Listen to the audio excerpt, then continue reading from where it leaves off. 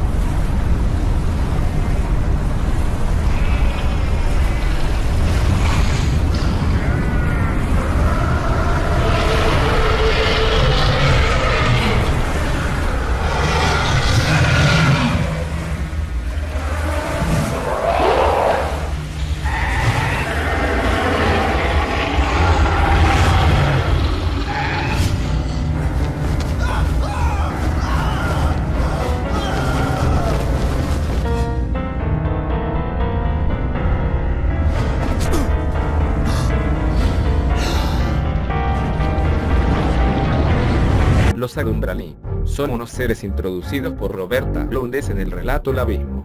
Es posible que el nombre Adumbrali venga del latín adumbra, que significaría hacia las tinieblas. Los Adumbrali son criaturas bidimensionales similares a sombras capaces de atacar generando largos tentáculos. Los Adumbrali proceden del plano bidimensional. Es por eso por lo que son prácticamente planos. Dada su extraña naturaleza, son incapaces de moverse arriba y abajo verticalmente. Sin embargo, a la hora de cazar compensan esta deficiencia gracias al uso de sus tentáculos. Los Adumbrali son muy sádicos y disfrutan torturando a sus víctimas. Con este fin, pueden arrastrar a sus víctimas al plano bidimensional en el que habitan y allí maltratarlas física y mentalmente. Una vez que se han alimentado de los jugos de los individuos, los abandonan en el plano tridimensional, el plano en el que habitamos. La víctima de un ataque de Adumbrali suele quedar con la mirada perdida y el rostro congelado en un gesto de horror. Además, los Adumbrali pueden controlar a algunos vagabundos dimensionales, de los que se sirven para capturar aún más presas. Es por el hecho de que sean capaces de esclavizar y coordinar los movimientos de estos seres por lo que puede deducirse que los Adumbrali tienen una cierta inteligencia, aunque no está claro cuánta poseen exactamente. Los primordiales o los antiguos son una de las primeras razas que poblaron la Tierra según Lovecraft.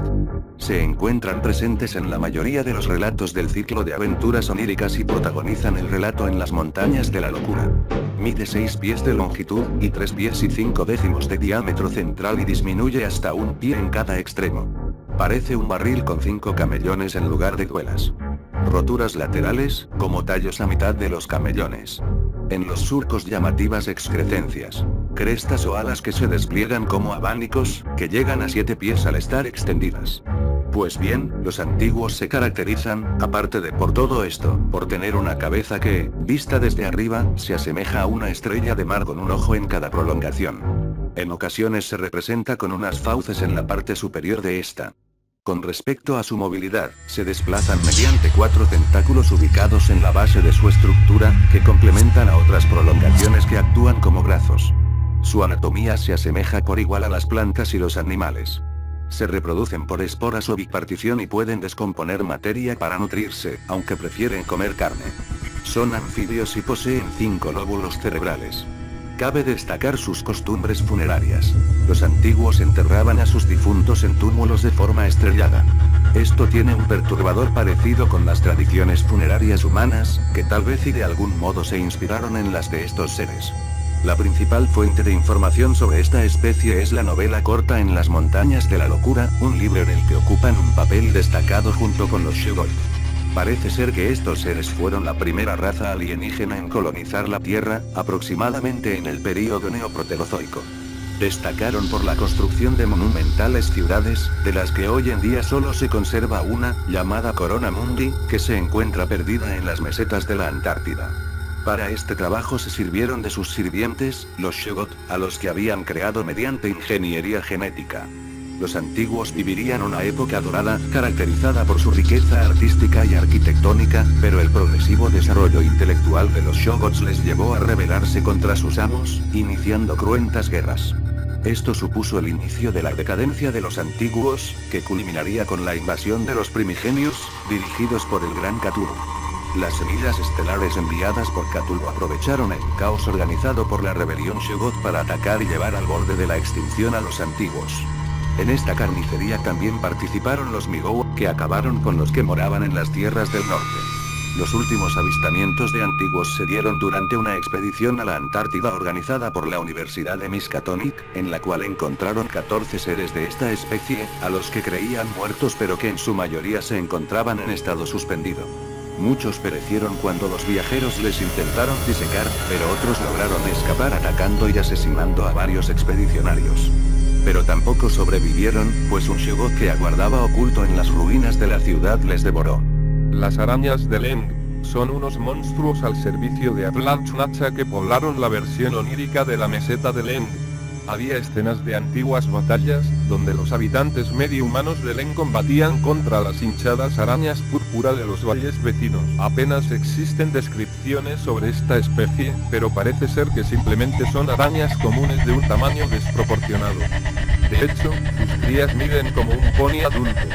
También a veces se dice que son de color púrpura.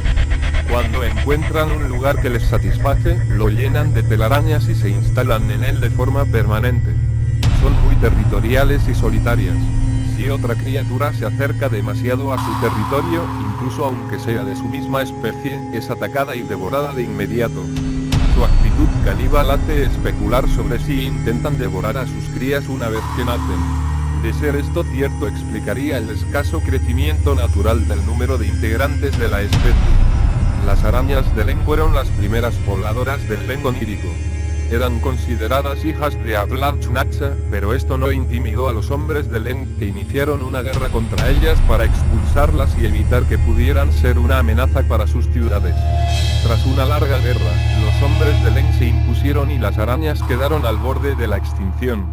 Las bestias lunares son una raza inteligente que aparecen en busca de la ciudad del sol poniente. Eran cosas grandes, resbaladizas, y de un color blanco grisáceo, que podían expandirse y contraerse a voluntad, y cuya forma principal, aunque cambiaba a menudo, era la de una especie de sapo sin ojos, pero con una curiosa masa vibrante de pequeños tentáculos de color rosa al final de un hocico vago y romo. Las bestias lunares pueden alterar su forma y su tamaño, aunque su aspecto habitual recuerda al de un anfibio abotargado sin ojos y con tentáculos en su hocico, que emplean como órganos sensitivos. Poseen manos y pies palmeados y suelen llevar lanzas. La piel de las bestias lunares es viscosa y tiene un color grisáceo, ligeramente azulado. Las bestias lunares se comportan como seres humanos, aunque pueden resultar más primitivos, ya que son esclavistas. Tienen ciudades en el lado oscuro de la versión onírica de la luna, desde la cual bajan a las tierras del sueño empleando unas galeras negras voladoras. En un pasado remoto sometieron a los hombres de Leng y, desde entonces, emplean a estos como esclavos. Para obtener nuevos esclavos y mediante el empleo de las galeras negras, las bestias lunares envían a los hombres de Leng al puerto de Vilad-Leng. Los hombres de Leng, disfrazados de comerciantes, adquieren esclavos humanos a cambio de rubíes extraídos en minas lunares. Los prisioneros adquiridos son enviados de vuelta a la luna y, una vez allí, suelen ser destinados a trabajar en las minas. Actualmente se desconoce si existen bestias lunares en el mundo real. Los Yaque son unas criaturas que aparecen por primera vez en el relato ceremonial y cuyo nombre fue dado en los relatos de August Derleth. Una horda de mansos, híbridos seres alados que ningún ojo, ningún cerebro en su sano juicio, ha podido contemplar jamás. No eran cuervos, ni topos, ni guarros, ni hormigas, ni vampiros, ni seres humanos en descomposición.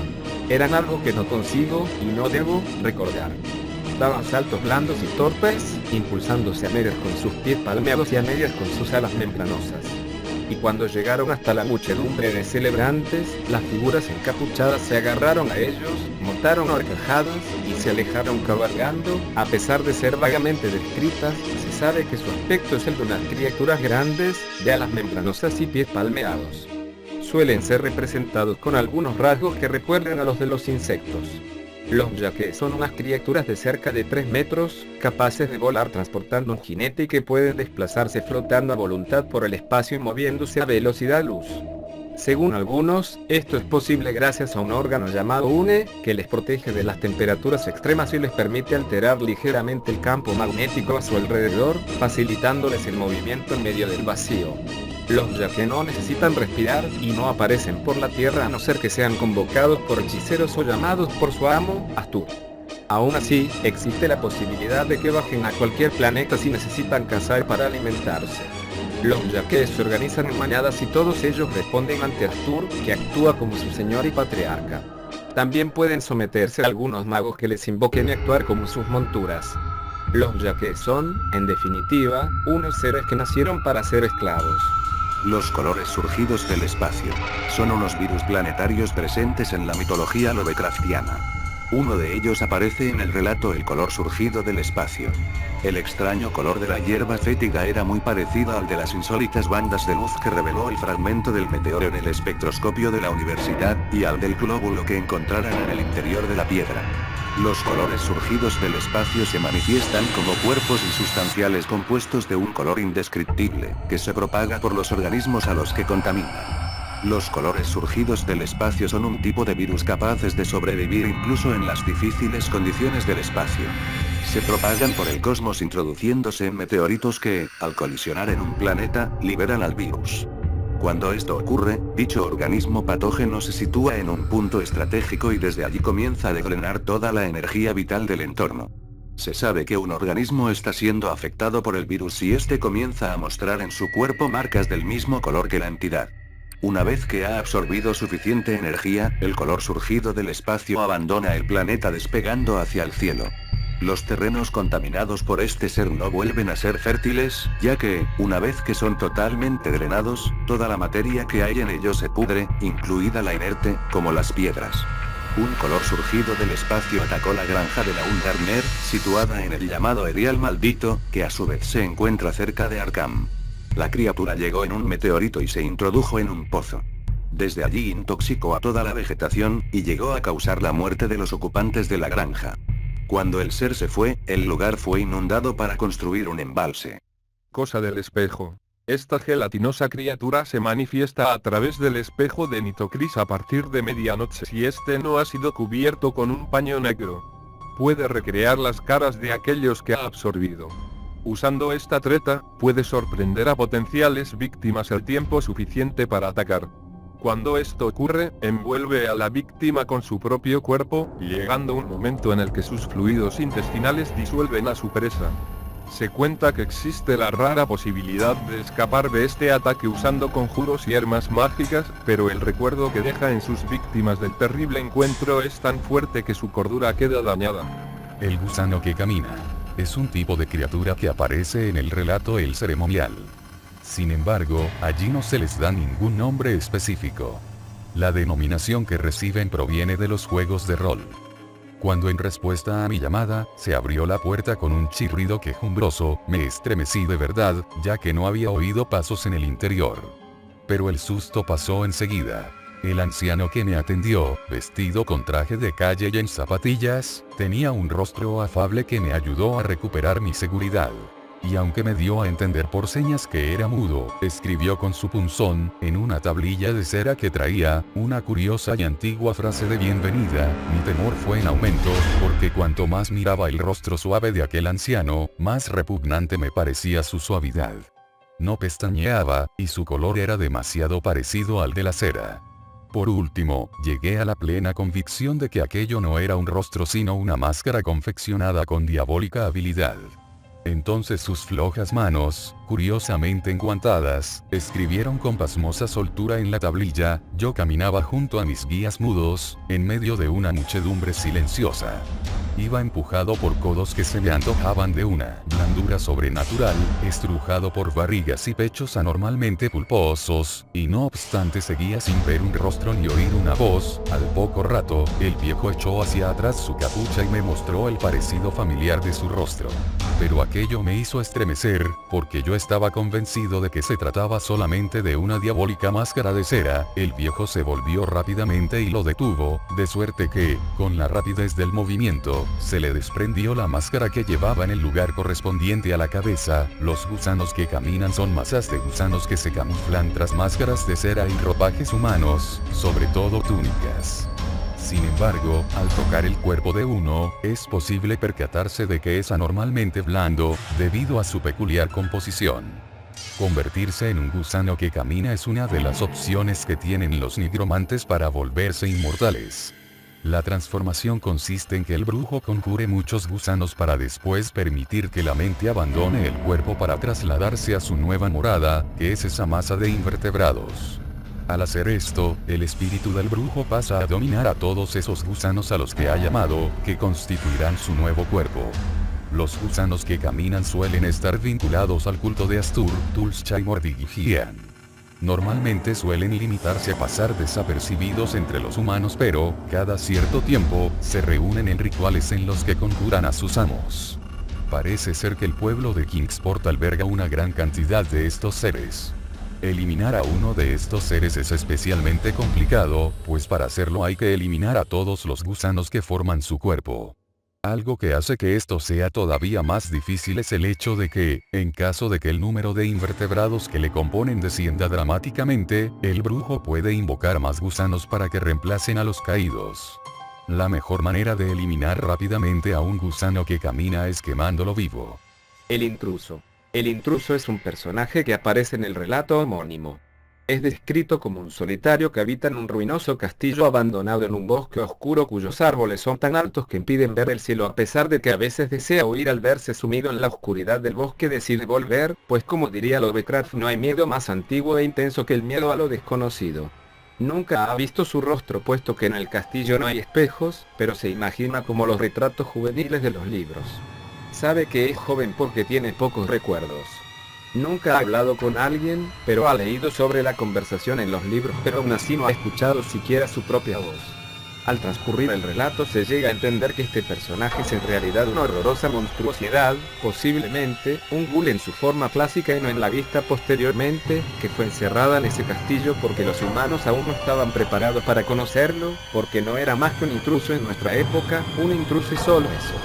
Posteriormente comienza a vagar cual triste alma en pena, ya que al intentar volver al castillo en el que fue abandonado la puerta estaba trancada. Los gatos de Saturno. Son una especie que habita el lado oscuro de la luna de las tierras del sueño y hacen aparición en el relato En busca de la ciudad del sol poniente. Son unos seres que tienen cierto parecido a los gatos, se componen de tirillas en una especie de filigrana multicolor, no poseen carne. Su cara posee unos grandes ojos igual de coloridos que su cuerpo. Tienen la capacidad de formar varias extremidades simultáneamente, todas terminadas en peligrosas zarpas. Su cola es un látigo que en la punta tiene un gancho, dando más posibilidad de ataques. Los gatos de Saturno son temidos por los gatos de la Tierra, siendo sus enemigos declarados. Además, tienen un pacto con las malignas bestias lunares. Los Loke son unas criaturas que poblaron en el pasado la región de Hiperbórea, concretamente el territorio hoy conocido como Groenlandia. Son mencionados en el relato Horror en el museo. A la derecha insinuaba el afilado cuerno del Loke, el peludo ser mítico del hielo groenlandés, que caminaba a veces sobre 2 piernas, otras sobre 4 y en ocasiones sobre 6. Los Loke son similares a osos polares. A diferencia de estos, posee un cuerno en la cabeza y 6 extremidades. Los Loke son unos seres omnívoros muy territoriales y sus 6 piernas, todas ellas adaptadas para moverse por entornos difíciles, les dotan de gran versatilidad. Cuando necesitan acelerar caminan empleando todas sus extremidades y se yerguen sobre 2 si necesitan combatir. Además, poseen un órgano refrigerador cerca de los pulmones que les permite exhalar unas ráfagas de viento helado que emplean para desconcertar a sus oponentes. Los Nopques son una raza primaria que se organiza en manadas. Sin embargo, a pesar de su escaso intelecto, desarrollaron una religión primitiva estructurada en torno a los primigenios Itakua, Apoonza y Rantegot. Los Nopke eran venerados, asimismo, por unos humanoides caníbales conocidos como Nokes, que eran seguidores de Itakua. Los Nopkes consideraban a los Nopke sus mediadores totémicos con Itakua. Los Nopkes son una raza de humanoides primitivos y caníbales que aparece en los mitos de Cthulhu. Los Nopkes son descritos como humanoides peludos de cabello enmarañado, dotados de orejas puntiagudas y con una nariz similar a los orificios nasales del extremo de la trompa de un elefante. Los Nopkes vivían hace mucho tiempo en las tierras de Hiperbórea, donde veneraban al dios Rantegot. Sin embargo, cuando Rantegot entró en hibernación, los Nopkes fueron invadidos por los Boormis de Tzatohua y fueron exiliados a la región del Omar. Pero entonces aparecieron los hombres de Sovna, que les expulsaron incluso más al norte. Allí conocieron a Itakua y le juraron lealtad, pues este prometió que les concedería la venganza sobre los Boormis. También empezaron a adorar a unas bestias de 6 extremidades llamadas Nopke, a las que creían mediadores totémicos con Itakua. Sin embargo, poco después de que los Nopkes se vengaran de los Boormis, Itakua y Apoonza provocaron la Edad de Hielo para evitar ser atrapados por los dioses arquetípicos y los Nopkes, que no estaban preparados para aguantar temperaturas tan bajas, acabaron desapareciendo. Actualmente se desconoce si aún existe algún Nopke en las tierras del norte de nuestro planeta.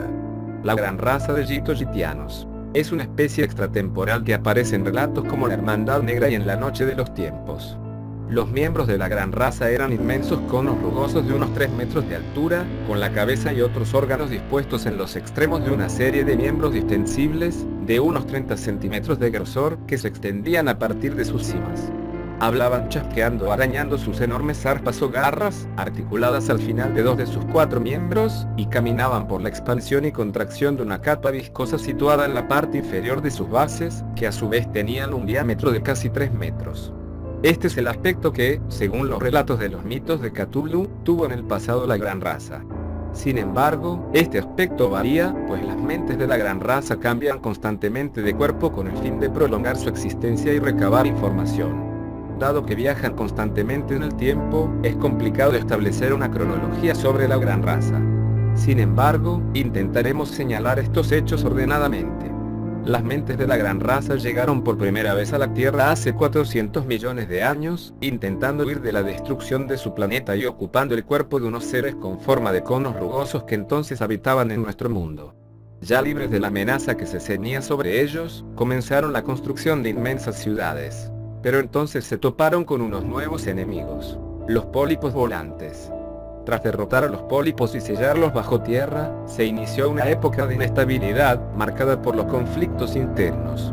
Tras una guerra civil, un grupo fascista gitiano logró imponerse y fundó un imperio con capital en una magnífica ciudad llamada Pnakotus, en Australia. La decadencia imperial llegó hace 65 millones de años, al liberarse los pólipos volantes. La gran raza abandonó los cuerpos de los conos rugosos y huyó hacia el futuro. Se dice que actualmente están mezclados con la humanidad y que dentro de 50 millones de años ocuparán el cuerpo de una raza de coleópteros. Pese a que no son dioses, algunas sectas han venerado a la gran raza. En el Imperio Romano una rama del mitraísmo veneraba a un miembro de la gran raza al que llamaban Avión. Además, la gran raza desarrolló en el siglo XX una clonación en masa de seres humanos. Esos clones, entre los que destacaba un modelo llamado Sr. Sayan, estaban programados para servir ciegamente a los gitianos y facilitar su integración. Mientras ocuparon los cuerpos de los conos rugosos, la gran raza envió constantemente sus mentes hacia distintas épocas y lugares del universo con el fin de ocupar mentes de otros seres para estudiar sus sociedades. Las mentes que reemplazaban pasaban a ocupar los cuerpos de los conos rugosos, pero no eran maltratados. Al contrario, se les permitía deambular por las ciudades gitianas y comunicarse entre ellos, incluso siendo seres de distintas especies y épocas. Al terminar de recabar datos, la gran raza regresaba a los cuerpos de conos rugosos y devolvían las mentes raptadas a sus respectivos mundos, tras borrarles la memoria, y la información que los ritianos recogían se introducía en los ficheros de la gran biblioteca de Pnacoptus. Las mentes raptadas, durante su estancia allí, también engrosaban los ficheros con sus propios conocimientos sobre sus respectivas culturas. Cabe señalar que, al parecer, el borrado de memoria no era perfecto, y hay algunas mentes raptadas que, al regresar a su cuerpo, comenzaban a tener extraños sueños en los que revivían parte de su estancia en Pnacoptus. Los gules, ghouls o algoles, son unos demonios del folclore árabe que juegan un papel secundario en los mitos de Cthulhu y en el ciclo de aventuras oníricas. El término español ghoul proviene del inglés ghoul, que a su vez surge a partir de la palabra árabe ghoul, palabra que literalmente significa demonio. El femenino de ghoul es algola. Aquellas figuras no eran completamente humanas, aunque a menudo se aproximaban a lo humano en diversos grados.